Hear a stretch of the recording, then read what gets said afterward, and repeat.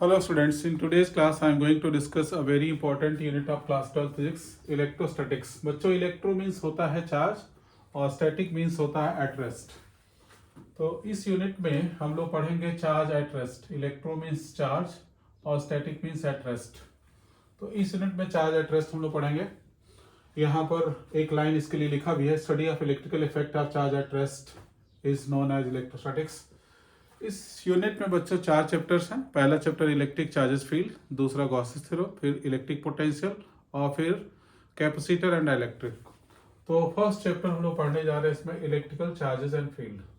तो देखिए बच्चों, इलेक्ट्रिकल चार्जेस एंड फील्ड में सबसे पहले हम पढ़ेंगे कि चार्ज डेवलप कैसे होता है. ठीक है, क्योंकि एग्जाम बहुत नज़दीक है इसलिए इस पॉइंट ऑफ व्यू से मैं थोड़ा शॉर्ट में बताऊंगा कि अगर हम एक ग्लास की रॉड ले लें, ये सपोज करिए हमारे पास एक ग्लास रॉड है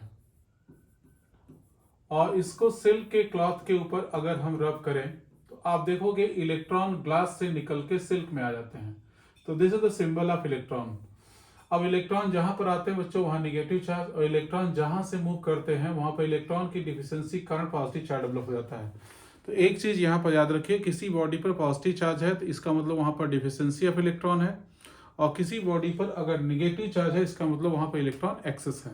ठीक है, तो चार्ज डेवलपमेंट का रीजन क्या है बच्चों? बहुत सिंपल सा रीजन है, migration of electron from one body to other. इस केस में प्रोटॉन या कोई अदर रीजन नहीं है. यहाँ पर जो भी रीजन है चार्ज डेवलपमेंट का, that is only migration of electron from one body to other. The body which donate electron will acquire positive charge and the body which receive electron will acquire negative charge. तो बच्चों यहाँ पर charge की भी definition पढ़ लेते हैं. Access और deficiency of electron in body give the concept touch of. It is the property associated with the matter due to which it produces and experience electrical and magnetic effect. थोड़ा सा मैं इसमें fast कोशिश करूंगा, इसलिए आप लोग वीडियो को पॉज करके डेफिनेशन वगैरह लिखना चाहते हो तो लिख सकते हैं. वैसे ये चार्ज की डेफिनेशन तो किसी बोर्ड एग्जाम में नहीं आने वाली है.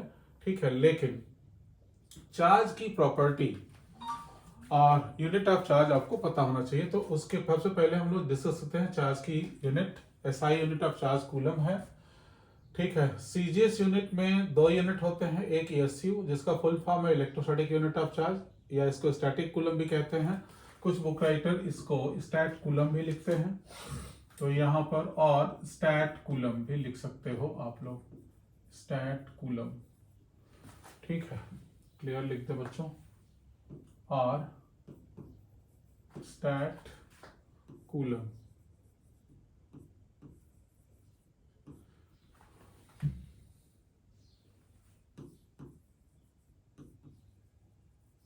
स्टैट कूलम एक यूनिट ईएमई होता है. इसका फुल फॉर्म है इलेक्ट्रोमैग्नेटिक यूनिट ऑफ चार्ज. अब इनका रिलेशन क्या है कूलम के साथ? 1 coulomb equal to 3 into 10.9 SC होता है. इसको याद रखिए, 1/10 ईएमई के इक्वल होता है. स्पेशली सीबीएसई बोर्ड वाले बच्चों को तो ये जरूर याद रखना चाहिए. ठीक है, अब बच्चों आते हैं प्रॉपर्टीज ऑफ चार्ज पर. चार्ज की ये सब प्रॉपर्टीज हैं. पहली प्रॉपर्टी है चार्ज क्वांटाइज्ड होता है, चार्ज कंजर्व होता है, चार्ज स्केलर क्वांटिटी है, चार्ज ट्रांसफरेबल होता है, charge always associated with mass होता है, charge is invariant, accelerated charge produces radiates energy या प्रोड्यूसेस इलेक्ट्रोमैग्नेटिक वेव भी आप बोल सकते हैं.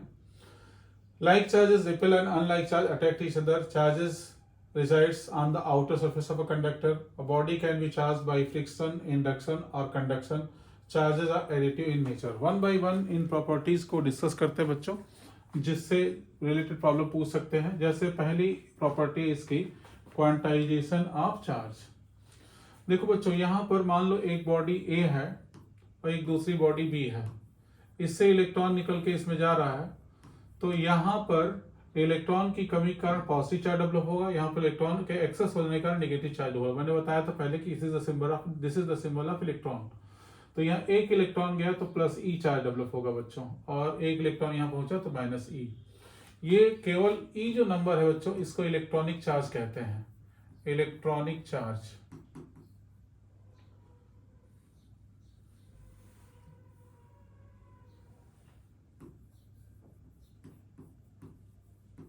इलेक्ट्रॉनिक चार्ज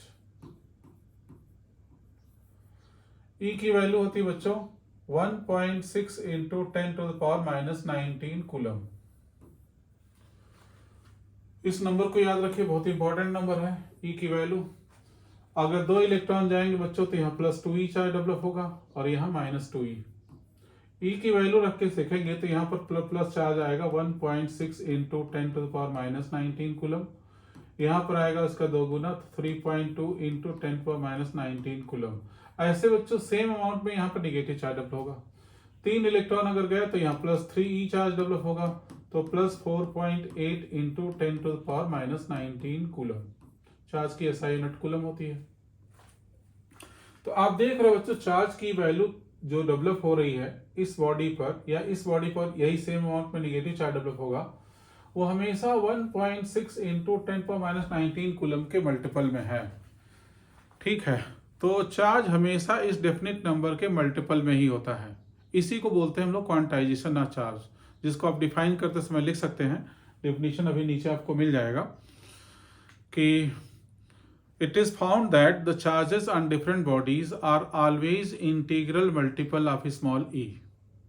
एक बार और सुनिए, charges on different bodies are always integral multiple of small e। it may be +-e, यहाँ दोनों को मिला के लिख दिया, कॉमा +-2e, इसको मिला के लिख दिया, +-3e dash dash dash +-ne। तो चार्ज को Q से लिखते हैं, तो Q इक्वल टू बच्चों +-ne। इसमें Q क्या है बच्चों? Net charge on the body है। N क्या है? Number of electron transferred, number of electron ना बोलिएगा इसको, number of electron transferred, E electronic charge. Simply इस फॉर्मूले को आप ऐसे भी लिख सकते हैं, Q इक्वल टू Ne, कोई दिक्कत नहीं है, Q equal to N into E। N वही नंबर ऑफ इलेक्ट्रॉन ट्रांसफर्ड है बच्चों। ठीक है, तो ये पहली प्रॉपर्टी मैंने बता दी कि charge is quantized, charge is conserved. इसको भी सुन लीजिए बच्चों। जैसे हमने एक एग्जांपल लिया था ग्लास रॉड का और सिल्क का, कि यहां पर जैसे हमने ले लिया ग्लास रॉड और यह है मान लो सिल्क। तो ग्लास रॉड को सिल्क पर नहीं रब किए हैं तब तक इनके ऊपर टोटल चार्ज 0 है। इस पर भी 0, इस पर भी 0। रब करने के बाद देखोगे इलेक्ट्रॉन यहां से माइग्रेट होकर आ जाते हैं, तो जितना पॉजिटिव चार्ज डेवलप होगा यहाँ, उतना ही निगेटिव चार्ज यहाँ डेवलप होगा। अगर मान लो यहाँ +4 कूलम चार्ज डेवलप हुआ तो यहाँ -4 कूलम चार्ज डेवलप होगा। तो नेट चार्ज आफ्टर रबिंग भी 0 ही है, दोनों को सम करिए 0 आएगा। चार्ज कंजर्व होता है। चार्ज को ना हम क्रिएट कर सकते हैं ना डिस्ट्रॉय कर सकते हैं। It can only be transferred from one body to other. So conservation of charge definition is very simple. Charges can neither be created nor be destroyed. It can only be transferred from one body to other. Charge एक scalar quantity है बच्चों।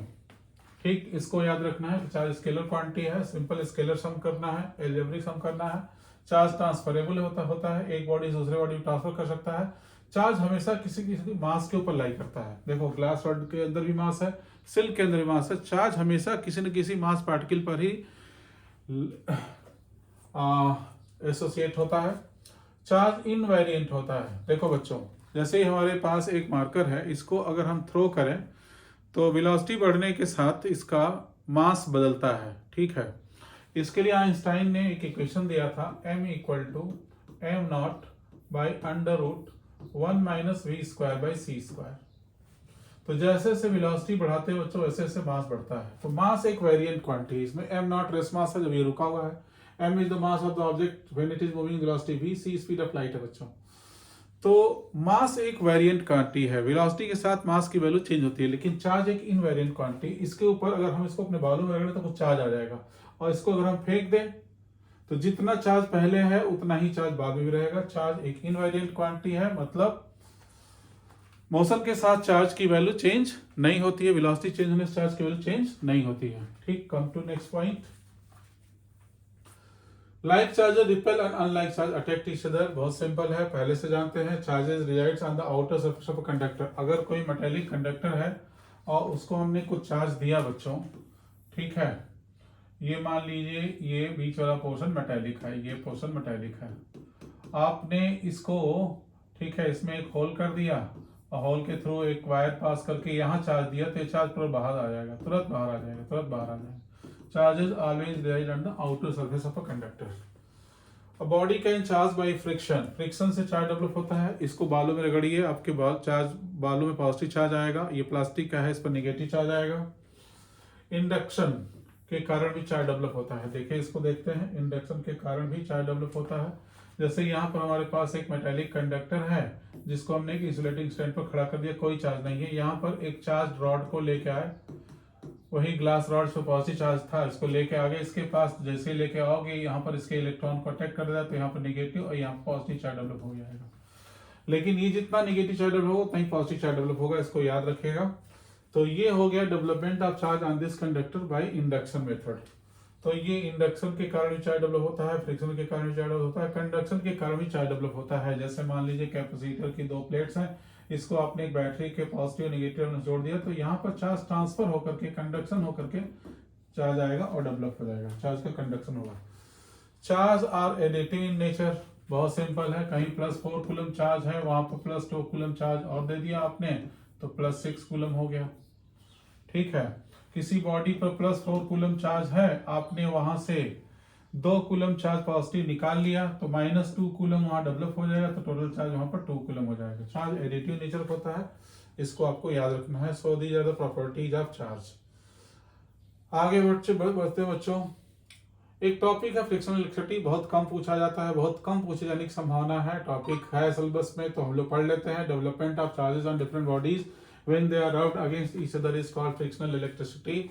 यहाँ पर कुछ example दे रखे हैं, एक column में पॉजिटिव चार्ज, एक कॉलम में नेगेटिव चार्ज। जैसे ग्लास रॉड को सिल्क पर रब करते हैं तो ग्लास रॉड पर पॉजिटिव, सिल्क पर नेगेटिव आता है। कैट स्किन के ऊपर इबोनाइट की रॉड रगड़ते हैं तो इस पर पॉजिटिव, इस पर नेगेटिव आता है। वुलन क्लॉथ के ऊपर प्लास्टिक रॉड को रब करें तो प्लास्टिक रॉड पर नेगेटिव, वुलन क्लॉथ पर पॉजिटिव आता है। रबर के साथ भी सेम इवेंट होता है। कंघी जो अपने बालों में पास करते हो तो बच्चों आपके बालों में पॉजिटिव चार्ज और कॉम में नेगेटिव चार्ज डेवलप होता है। तो हम लोग अपने घर से जब बाहर निकलते हैं तो पॉजिटिव चार्ज डेवलप करके ही बाहर निकलते हैं, निगेटिव चार्ज कंघी पर घर पे ही छोड़ जाते हैं। ठीक है, यहाँ पर मैंने जो रीजन अभी थोड़ी देर पहले बताया था वही लिखा हुआ है। Reason for development of charges is migration of electron from one body to other. The body which donate electron will acquire positive charge. The body which receive electron will acquire negative charge. And migration of electron will take place from lower electronegative substance to higher electronegative substance. From lower electronegative substance to higher electronegative substance. इसको याद रखिएगा। आगे बढ़ते हैं बच्चों, quantization of charge के definition देखिए, अभी थोड़ी देर पहले बताया था। It is found that charges on different bodies are always integral multiple of elementary charge E. The value of E is 1.6 into 10⁻19 coulomb. ठीक है, that is it may be ±E ±2E ±NE, therefore Q equal to ±NE। Q net charge on body है, N is the number of electron transferred, E electronic charge, value this much। Conservation of charge की definition already बोल चुके हैं बच्चों। Charges can neither created nor be destroyed, it can only be transferred from one body to other. अब बच्चों आते हैं Coulomb's law पर। ठीक है, जो इस चैप्टर का पहला बड़ा टॉपिक है। इसमें यह बताया गया है कि दो लाइक चार्ज अगर होंगे तो रिपल करेंगे, अनलाइक चार्ज होंगे तो अट्रैक्ट होंगे। मान लो एक चार्ज Q1 है, दूसरा चार्ज Q2 है, इनके बीच में डिस्टेंस R है, तो अगर दोनों लाइक चार्ज है तो एक दूसरे को रिपल करेंगे। इसके ऊपर फोर्स, चार्ज 2 के ऊपर फोर्स 1 के कारण यहां लगेगा और इधर लगेगा। अगर ये लाइक चार्ज है तो चार्ज 2 के कारण 1 पर फोर्स यहां लगेगा और इधर लगेगा। बच्चों इस चैप्टर में ये बहुत इंपॉर्टेंट चीज है, point of action, line of action. Point of action force कहां लग रहा है, लाइन ऑफ एक्शन फोर्स किधर लग रहा है। ठीक है, जैसे ये फोर्स यहाँ लग रहा है, इधर लग रहा है। इन दोनों फोर्स का एक ही फार्मूला है कि this force between two charges is directly proportional to product of charges and inversely proportional to square of distance. दोनों को मिला दिया बच्चों, यहाँ लिखा हुआ ऑलरेडी, दोनों को मिला दिया Q1 Q2 by R square. मतलब इन दोनों को मिलाओगे तो प्रोपोर्शनल टू क्या हो जाएगा बच्चों, Q1 Q2 by R square. Proportionality हटा के इक्वलिटी कांस्टेंट रखते हैं, कांस्टेंट की वैल्यू K रख दिया, K की वैल्यू होती है 1/4πε0, या इस 1/4πε0 की वैल्यू होती है 9 × 10⁹। ठीक है, और इसकी यूनिट होती है न्यूटन मीटर स्क्वायर पर कूलम स्क्वायर। तो आपको इस स्मॉल के यूनिट निकालनी है तो R स्क्वायर को इधर भेजना होगा, Q1 Q2 नीचे आएगा तो वहां से यूनिट निकल जाएगी न्यूटन मीटर स्क्वायर पर कूलम स्क्वायर। यहाँ पर बच्चों ये जो कांस्टेंट है 1/4πε0, इसमें एक नई चीज आई है एप्सिलॉन नॉट या एप्सिलॉन 0। इसको परमिटिविटी या फ्री स्पेस कहते हैं। फ्री स्पेस का मतलब होता है बच्चों एयर या वैक्यूम, और इसकी वैल्यू इतनी होती है, पेपर में ये दिया रहता है, आपको रटने की जरूरत नहीं है। ठीक है बच्चों, ठीक। के की यूनिट निकालना एक बार बता देते हैं आपको, देख लीजिए के की यूनिट कैसे निकालते हैं। तो फोर्स का फार्मूला यहां पर लिखते हैं पहले बच्चों। फोर्स का फार्मूला क्या है, स्मॉल के Q1 Q2 by R square.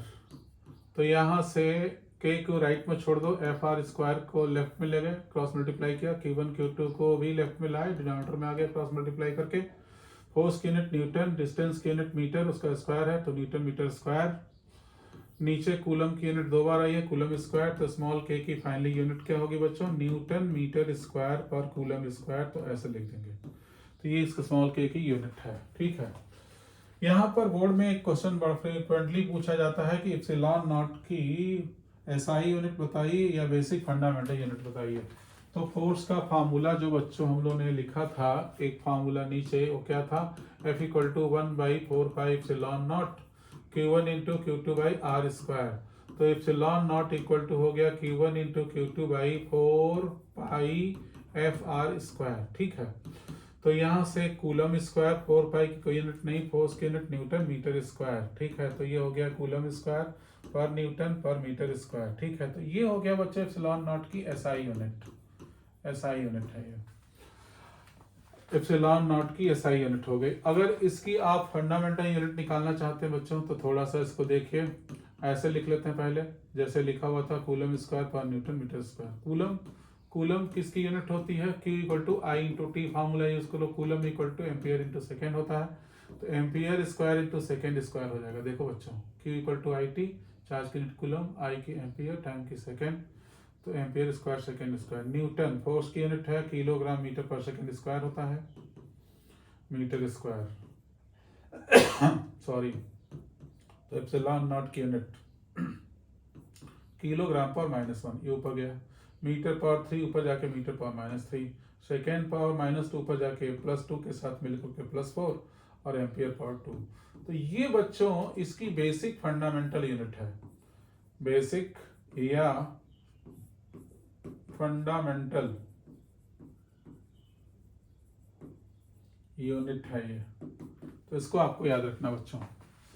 ठीक, अब बात आती है कि ये फार्मूला यूज कब करना है, जब दो चार्जेस की में मीडियम फ्री स्पेस होगा। तो ये चार्ज Q1 है, एक चार्ज Q1, दूसरा चार्ज Q2, जिनकी जो डिस्टेंस R, बीच में मीडियम एयर या वैक्यूम होगा, तभी ये फार्मूला लगेगा बच्चों।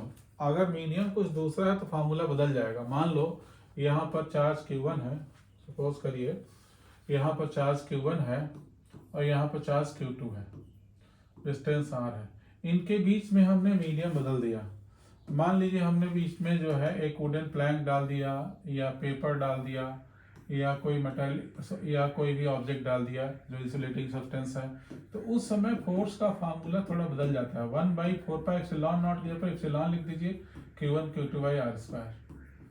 ये एप्सिलॉन कहलाएगा बच्चों परमिटिविटी ऑफ द मीडियम जो रखा गया है। इस फार्मूले को कुछ ऐसे भी लिख सकते हैं, 1/4 एप्सिलॉन नॉट इंटू कैपिटल के Q1 × Q2 by R square, ऐसे भी लिख सकते हैं।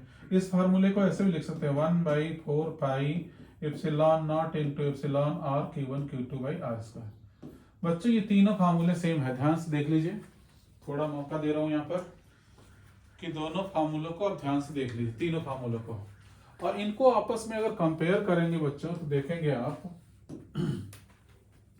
कि ये चीज इसके इक्वल है और ये इसके इक्वल है। इसका मतलब ये जो एप्सिलॉन है बच्चों, वो एप्सिलॉन नॉट के इक्वल है, और यही चीज epsilon naught into epsilon R के इक्वल है। इन दोनों को ध्यान से देखिए तो कह सकते हो के = एप्सिलॉन आर। तो इन दोनों को ध्यान से देखकर क्या लिख सकते हो, के = एप्सिलॉन आर। के को डाइलेक्ट्रिक कांस्टेंट बोलते हैं, एप्सिलॉन आर को रिलेटिव परमिटिविटी बोलते हैं। सो डाइलेक्ट्रिक कांस्टेंट के and relative permittivity both are same thing. इन दोनों की वैल्यू के = एप्सिलॉन आर = 1 होता है for free space, K = epsilon R is more than 1 for other medium, K = epsilon R = infinite for metals, ठीक, और के = एप्सिलॉन आर = 81 फॉर वाटर, पानी के लिए बच्चों 81 होता है। ठीक है, यहाँ पर ये फार्मूला बड़ा इंपॉर्टेंट फार्मूला है, इससे रिलेटेड प्रॉब्लम पूछे जाते हैं। के को डिफाइन करने पूछ सकते हैं, तो K equal to epsilon by epsilon naught. अब बच्चों अपने मन से डेफिनेशन बना लो यहाँ से। ठीक, क्या होगा definition? Is the ratio of permittivity of medium to the permittivity of free space. ठीक है, एक बार बोर्ड में पूछा गया था बच्चों कि dielectric constant of water is 81। ठीक है ना, एक्सप्लेन इट। तो आपको आंसर लिखना था, उसका आंसर क्या होगा लिख सकते हैं इस तरह से, ratio of permittivity of water to the permittivity of free space is 81। तो K इक्वल टू अगर 81 लिखा था फॉर वाटर और इसका मीनिंग पूछा गया था एक्सप्लेन करिए, तो लिखोगे, ठीक है ना, कि ratio of permittivity of water to the permittivity of free space is equal to 81। ठीक है बच्चों, तो इस तरह के क्वेश्चन पूछे जा सकते हैं यहाँ से। क्वांटाइजेशन ऑफ चार्ज पर बेस्ड कुछ क्वेश्चन कर लेते हैं। Question number 1 based on quantization of charge. पहला क्वेश्चन है, can a body has 8.9 into 10⁻19 coulomb charge. क्या किसी बॉडी के पास इतना चार्ज हो सकता है? आंसर है बच्चों नो। क्यों? Because this charge is not quantized. तो चेक करने के लिए क्या करेंगे, जो कोई भी चार्ज दे रखा है कि इक्वल टू, जैसे यहाँ पर दे रखा है 8.9 इंटू 10⁻19 कूलम।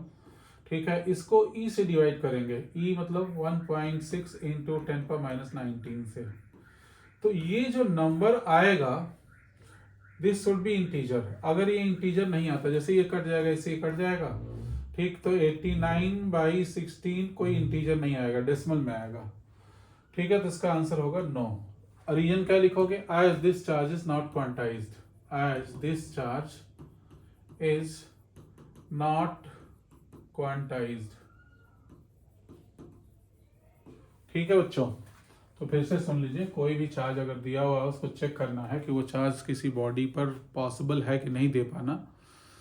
तो उस चार्ज की वैल्यू को 1.6 इंटू 10⁻19 से डिवाइड करेंगे। अगर कैंसिल होकर के 1, 2, 3, 4 कोई भी इंटीजर 25, 525, 6950 कोई भी एक इंटीजर आ जाता है तो वो पॉसिबल है। अगर नहीं करता है, इंटीजर नहीं आता है, ठीक है ना, फ्रैक्शन में आ रहा है या डेसिमल में आ रहा है, तो आप कहेंगे that charge is not possible.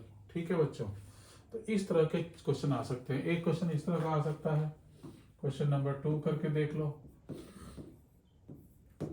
How many electrons are excess और deficient on a body having plus 3.2 microcoulomb charge. How many electrons are excess or deficient on a body having plus 3.2 microcoulomb charge? तो solution देखो, पहली बात तो positive charge है तो deficiency होगी। ठीक, तो आप लिखे deficiency of electrons. How many, Q की वैल्यू प्लस 3.2,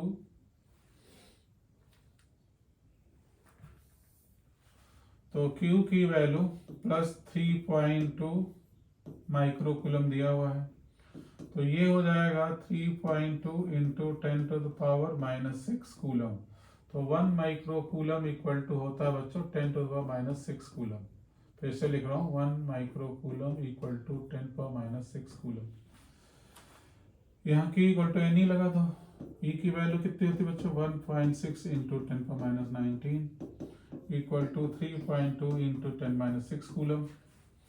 तो एन की वैल्यू हो जाएगी बच्चों, यूनिट बता दो, 3.2, क्योंकि यहाँ भी कूलम होगा, कूलम से कूलम कट जाएगा, 3.2 इंटू 10⁻6 बाई 1.6 इंटू 10⁻⁹।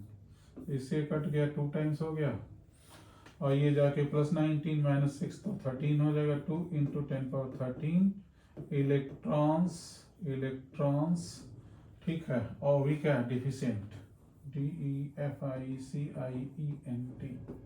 ठीक, तो ये हो गया बच्चों quantization of charge based question. ठीक है, ये कूलम्स लॉ मैंने बता दिया, परमिटिविटी बता दिया, डाइलेक्ट्रिक कांस्टेंट बता दिया। ठीक है, अब आ जाओ बच्चों यहाँ पर, ये भी पहले लिख दिया था, सारे वेरिएबल के नाम लिख रखे हैं, आप भी नोट कर लीजिए। Coulomb's law in vector form आ जाइए बच्चों। सबसे पहले पढ़ेंगे फॉर लाइक चार्जेस। तो देखिए, जिस चीज पर ध्यान देना आपको वो ये है कि ये दोनों चार्ज पॉजिटिव है, चार्ज नंबर 1 इसको लिख दिया, चार्ज नंबर 2 लिख दिया। इस फोर्स का पॉइंट ऑफ एक्शन बच्चों ये है और ये लाइन ऑफ एक्शन है। इस फोर्स का पॉइंट ऑफ एक्शन ये है और ये लाइन ऑफ एक्शन है। इस फोर्स का नाम F12, इस फोर्स का नाम F21 लिख दिया। F12 का मतलब क्या है, force on charge 1 due to 2, जिस पर फोर्स लग रहा है उसको पहले, जिसके द्वारा लग रहा है उसको बाद में। F21 का मतलब लिख दिया force on charge 2 due to 1। ठीक, यहाँ पर दो यूनिट वेक्टर है, एक R21 कैप, एक R12 कैप, इसका भी मीनिंग लिखा हुआ है यहाँ पर। ठीक है, जैसे इस फोर्स की बात करें तो फोर्स का फॉर्मूला तो बच्चों यही होता है 1/4πε0Q1Q2/r²। इसमें यूनिट वेक्टर से मल्टीप्लाई कर दिया, ये यूनिट वेक्टर इस फोर्स के डायरेक्शन को दिखाता है। तो इस नंबर का मीनिंग है फोर्स ऑन 1 ड्यू टू 2। इस नंबर का मतलब है कि इस फोर्स का डायरेक्शन क्या है, इस फोर्स का डायरेक्शन 2 से 1 की तरफ है, तो यहाँ पे यूनिट वेक्टर लिख दिया। यूनिट वेक्टर निकालने का ये तरीका क्लास 11 में पढ़ाया जा चुका है, तो इसको ध्यान से देख लीजिए। R21 cap equal to R21 vector by R, तो यहाँ पर लिख देंगे इसकी वैल्यू, तो R21 वेक्टर बाई R करेंगे तो यहाँ पर नीचे R² और R मिलकर R³ हो जाएगा। तो फार्मूला हो जाएगा F12 का 1/4πε0Q1Q2/r² के जगह पर ये दोनों मिलकर R³ हो गया और यहाँ पर R21 वेक्टर हो गया। तो इसको बच्चों आप लोग याद रखिए। ठीक है, ये लिखने आ सकता है, डेरिवेशन ये नहीं है, ये फार्मूला लिखने के लिए थोड़ा एक स्टेप लंबा किया गया है। डायरेक्टली आप इसको याद कर लीजिए। ठीक है ना, कि डिनोमिनेटर में R³ कर देना है और फोर्स के डायरेक्शन के लिए एक वेक्टर लगा देना है जिसका डायरेक्शन 2 से 1 की तरफ, इस फोर्स का डायरेक्शन 2 से 1 की तरफ है, इस फोर्स का डायरेक्शन 1 से 2 की तरफ है। ठीक है, वो आगे लिखा होगा, देखिए ये लिखा हुआ है F21 1/4πε0Q1Q2/r² और उसका डायरेक्शन 1 से 2 की तरफ था, R12। यही तरह से अनलाइक चार्ज के लिए बच्चों लिख सकते हैं। अनलाइक चार्ज अटैक करेंगे तो पॉइंट ऑफ एक्शन तो बच्चों वही रहा, लाइन ऑफ एक्शन बदल गया। यहाँ पर पॉइंट ऑफ एक्शन वही है, लाइन ऑफ एक्शन बदल गया, फोर्स की मीनिंग वही है। ठीक, तक इस फोर्स की वैल्यू लिखेंगे 1/4πε0Q1Q2/r² होता था, R³ कर लिया और एक वेक्टर लगा दें R12 1 से 2 की तरफ आए। ठीक, तो आपको यहाँ पर ये मीनिंग लिखनी पड़ेगी क्योंकि अलग अलग बुक राइटर को ये चीज को अलग अलग तरीके से लिखते हैं। ठीक है, तो आपको मीनिंग लिखना पड़ेगा तभी आपको पूरे मार्क्स मिलेंगे।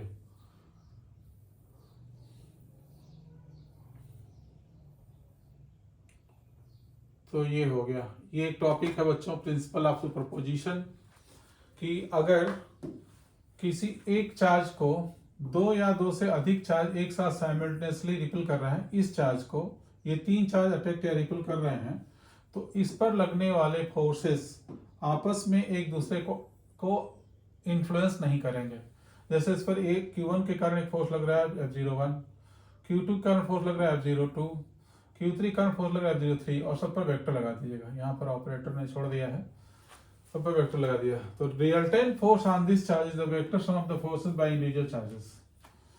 तो इसका स्टेटमेंट ऊपर लिखा हुआ है, मैं बोल भी दे रहा हूँ। If 2 or more charges simultaneously interacting a charge, then the forces do not affect each other and resultant force on any one of the charge is the vector sum of the forces by individual charges।